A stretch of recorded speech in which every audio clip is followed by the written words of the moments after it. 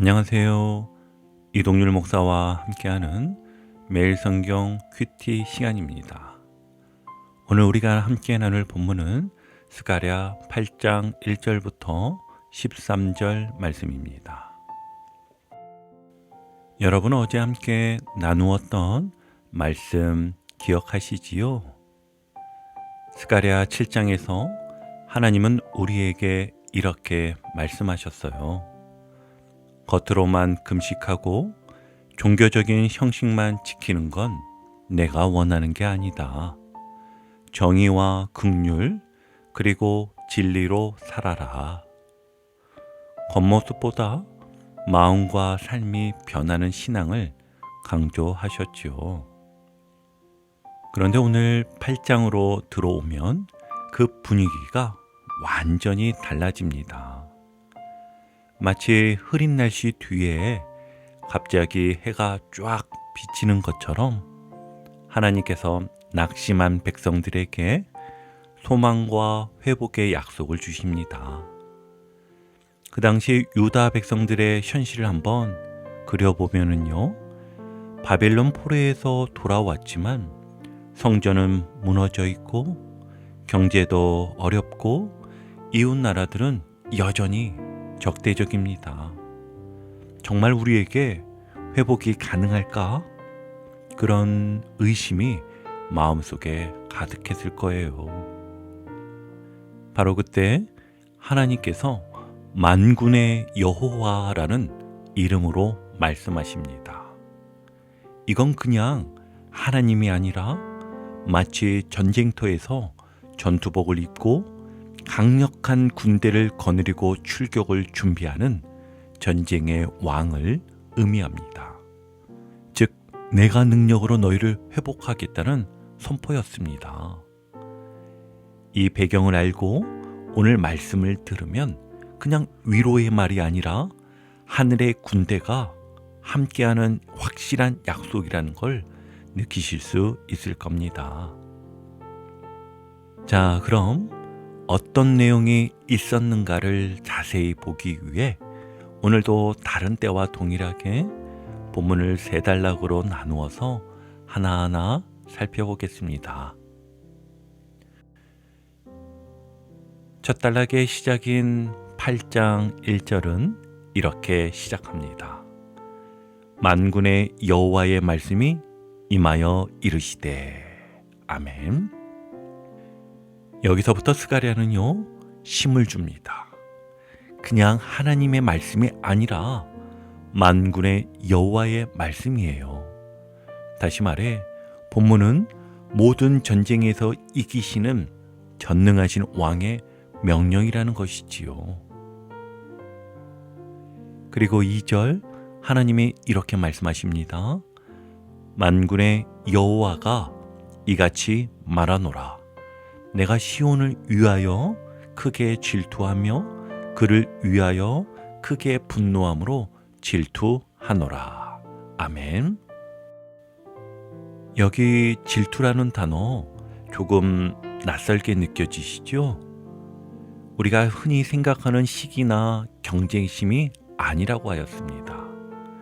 성경에서 하나님의 질투는요, 언약 백성을 향한 독점적이고 열렬한 사랑을 뜻하지요. 마치 사랑하는 배우자가 다른 사람에게 마음을 빼앗기는 걸 절대 참을 수 없는 것처럼 하나님은 당신의 백성이 우상과 죄에 묶여 사는 것을 보고 견딜 수 없으신 거예요. 그래서 그들을 되찾기 위해 분노까지 동반한 사랑을 표현하신 겁니다. 이건 사실 굉장히 놀라운 복음입니다. 왜냐하면 하나님이 이렇게까지 질투하신다는 건 우리를 절대 포기하지 않으신다는 뜻이기 때문이지요. 만약 하나님이 우리를 질투하지 않으신다면 그건 관심이 없다는 뜻이고 결국 버려두신다는 말과 같습니다. 그런데 하나님은 나는 너를 절대 놓지 않겠다라고 말씀하시니 이 얼마나 감사합니까? 그리고 3절을 보시면 그 사랑의 결론이 나옵니다. 여호와가 이같이 말하노라. 내가 시온에 돌아와 예루살렘 가운데에 거하리니 예루살렘은 진리의 성읍이라 일컫겠고 만군의 여호와의 산은 성산이라 일컫게 되리라. 아멘. 여러분, 여기서 중요한 건 우리가 하나님께 돌아가는 것이 아니라 하나님이 우리에게 돌아오신다는 점입니다. 이스라엘 백성은 돌아올 힘도 의지도 방법도 없었습니다. 그런데 하나님이 먼저 오셔서 내가 너희 가운데 거하겠다고 하셨습니다. 그 결과 예루살렘은요, 진리의 성읍이 됩니다. 여기 진리는 히브리어로 신실함이라는 뜻도 있습니다. 즉 사람들의 의로움이 아니라 하나님의 신실하심 때문에 그 성이 진리의 성읍이 되는 것이지요. 하나님께서 예루살렘에 돌아오신다는 약속은 단순히 그 땅에 오신다는 의미를 넘어서 내가 너와 함께 하겠다라는 관계의 회복을 말합니다. 그렇다면 오늘 우리가 이 말씀을 어떻게 붙잡을 수 있을까요? 세 가지로 한번 생각해 보았습니다. 첫째는요, 하나님과의 동행 시간을 회복하는 것입니다. 하루를 시작할 때 바쁘다는 이유로 말씀과 기도를 건너뛰는 경우가 참 많습니다. 하지만 잠시라도 시간을 떼어내어서 주님, 오늘도 제 안에 거해 주세요. 이 한마디로 하루를 시작해 보시길 바랍니다. 짧지만 그 고백이 우리 마음에 진리의 성읍을 세울 것입니다. 둘째는요, 가정과 관계 속에 하나님의 임재를 초대하는 것입니다. 혹시 가족과 말다툼을 하셨나요? 동료와 마음이 서먹해졌나요?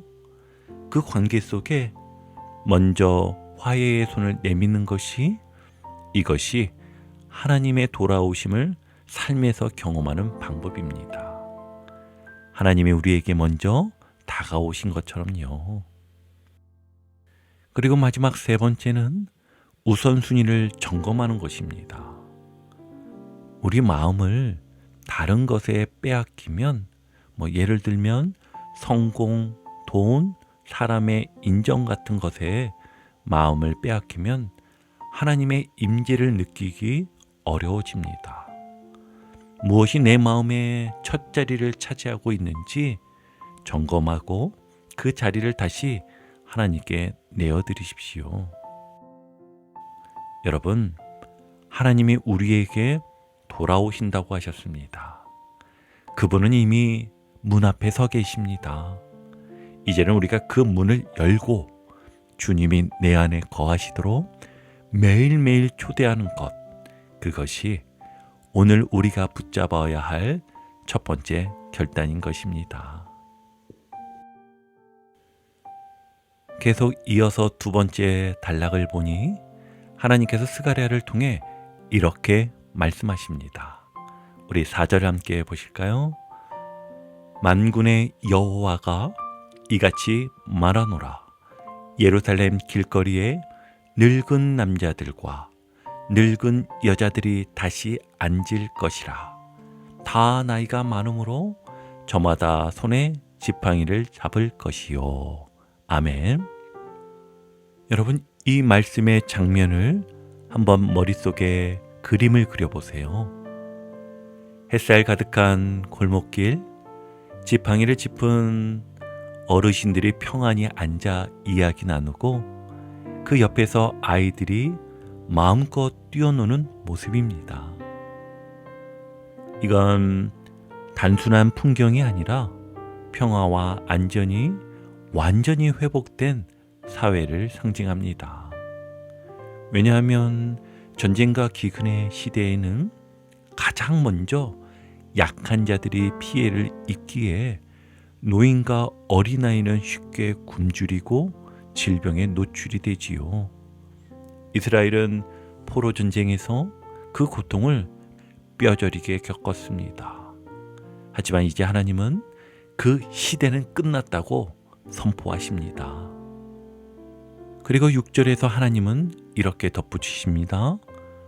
만군의 여호와가 이같이 말하노라. 이 일이 그날에 남은 백성의 눈에는 기이하려니와 내 눈에야 어찌 기이하겠느냐. 만군의 여호와의 말이니라. 아멘. 백성들의 눈에는 말도 안 되는 꿈처럼 보일 수 있습니다. 아니, 우리 현실이 이렇게 힘든데 어떻게 저런 세상이 가능하겠어? 그런데 하나님은 말씀하십니다. 네게는 불가능처럼 보여도 내게는 전혀 어려운 일이 아니다. 여러분, 이게 바로 하나님의 시각입니다. 우리의 계산과 경험으로는 도저히 설명되지 않는 평화. 하나님 나라에서는 너무나 당연한 약속이라는 거지요. 그렇다면 오늘 우리는 어떻게 이 말씀을 삶에 적용할 수 있을까요? 역시 3가지로 한번 정리해 보았는데요. 첫 번째는 작은 평화를 만드는 훈련을 해보시길 바랍니다. 하나님의 나라는 거창한 정치 개혁에서만 시작되는 게 아닙니다. 내 가정, 내 직장, 내 교회에서부터 시작됩니다. 대화할 땐 목소리를 낮추고 상대방의 말을 끊지 않는 거, 이 작은 배려가 그것을 평화롭게 만들지요. 그러니 여러분, 작은 평화부터 만드는 훈련을 해보시길 바랍니다. 그리고 2번째는 세대 간의 연결고리를 세우는 것입니다. 본문의 그림에는 노인과 아이가 함께 등장하지요. 오늘 우리 사회와 교회도 세대 간의 대화가 점점 줄어들고 있습니다.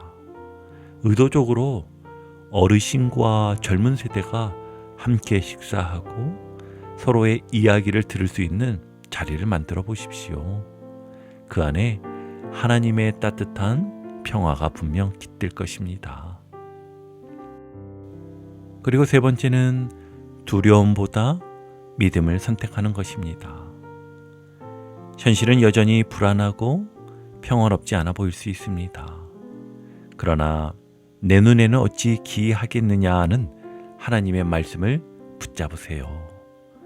우리는요, 불가능처럼 보이는 상황 속에서도 하나님의 가능성을 믿는 사람들입니다. 여러분, 오늘 하루 작은 평화를 심으시길 바랍니다. 그 씨앗이 모이면 하나님이 약속하신 아이들이 뛰노는 예루살렘이 우리의 삶 속에서도 조금씩 피어날 것입니다. 자, 이제 마지막 3번째 단락인데요. 하나님은 7절과 8절에서 이렇게 말씀하십니다.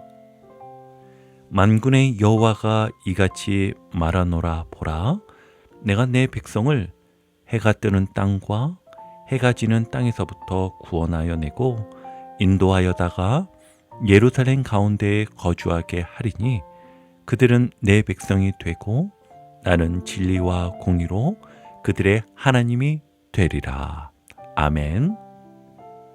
하나님은요, 해가 뜨는 땅과 해가 지는 땅, 온 세상 곳곳에 흩어진 하나님의 백성을 어떤 상황에서도 그들을 다시 불러 모으시겠다는 거예요.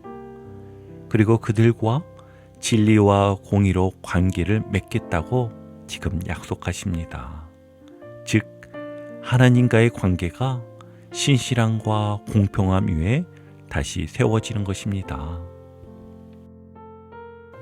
계속해서 9절을 보면 하나님은 백성들에게 이렇게 명령하십니다. 이날에 너희 손을 견고히 할지어다. 아멘. 여기서 손을 견고히 하라는 말은요, 단순히 힘내라는 위로가 아닙니다. 성전 재건과 공동체의 회복이라는 구체적인 사명을 끝까지 포기하지 말라는 명령입니다. 당시 백성들은 공사 중단, 주변 민족들의 방해, 경제적 어려움으로 손이 느슨해지고 있었거든요. 그런데 하나님은 내가 함께하니 너희가 해야 할 일을 끝까지 감당하라 라고 지금 말씀하시는 것입니다. 그리고는 11절로 13절에서 놀라운 약속을 주십니다. 과거에는 저주와 황폐함 속에 살았지만 이제는 복의 근원이 되게 하시겠다는 약속입니다. 즉 하나님의 회복은 단순히 나만 잘 되는 것으로 끝나지 않습니다. 내가 복이 되어 다른 사람을 살리는 통로가 되는 것이지요. 여러분, 사명을 끝까지 붙드시길 바랍니다. 사명을 끝까지 붙드는 삶은요, 첫째는 하나님이 맡기신 자리에서 버틸 줄 알아야 합니다. 손을 견고히 하라는 말씀은 당장 큰 성과를 내라는 명령이 아니지요. 비록 속도가 느리고 상황이 불리해도 하나님이 세우신 그 자리에서 흔들리지 않고 서 있는 것이 여러분 믿음입니다. 그 자리를 지키는 것 자체가 또한 하나님께 순종하는 길이지요. 우리 하나님께서 맡기신 자리를 지켜내는 모두가 되길 바랍니다. 그리고 두 번째로는요, 복을 흘려보내는 사람으로 서야 합니다. 하나님은 회복된 백성을 복의 근원이 되게 하신다고 약속하셨습니다. 회복된 사람은요, 자기만을 위해 사는 사람이 아니라 말과 행동으로 주변을 살리는 사람입니다. 작은 격려, 따뜻한 말 한마디, 나눔의 실천을 통해 하나님의 복을 주변에 흘려보내십시오. 그럴 때 진정 우리가 내 삶의 현장에서 사명을 끝까지 붙드는 삶을 살아갈 수 있습니다. 이제 오늘 큐티를 정리하며 마무리하겠습니다. 여러분, 오늘 스가랴 8장 1절부터 13절까지의 말씀을 통해 하나님은 세 가지를 약속해 주셨습니다. 첫째는 열렬한 사랑으로 다시 우리 가운데 거하시겠다는 약속. 둘째는 평화와 안전을 회복시키겠다는 약속. 그리고 세 번째는 우리를 복의 근원으로 세우시겠다는 약속이었습니다. 이 약속은 2500년 전 예루살렘 백성들만을 위한 약속이 아니라 오늘 낙심하고 지친 우리를 향한 하나님의 선언이기도 합니다. 현실은 여전히 불안하고 손에 잡히는 성과가 없어 보일 수도 있습니다. 하지만 하나님이 만군의 여호와로 우리와 함께 하신다면 그것이면 충분합니다.